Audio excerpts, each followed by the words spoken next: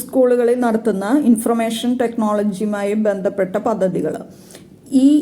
വിദ്യ 5 മുതൽ 7 വരെയുള്ള ക്ലാസ്സുകളിൽ പഠിക്കുന്ന കുട്ടികൾക്ക് കൈറ്റ് വികസിപ്പിച്ചെടുത്ത ടെക്സ്റ്റ് ബുക്കാണ് വിദ്യ. അടുത്ത ഒരു പദ്ധതിയാണ് ലാബ് അറ്റ് ഹോം. കോവിഡ് പശ്ചാത്തലത്തിൽ സ്കൂളിൽ പോകാൻ കഴിയാത്ത കുട്ടികൾക്ക് വീട്ടിൽ ലാബ് സജ്ജീകരിക്കാൻ SSK ആവിഷ്കരിച്ച പദ്ധതിയാണ് ലാബ് അറ്റ് ഹോം അഥവാ വീട്ടിലൊരു പരീക്ഷണശാല.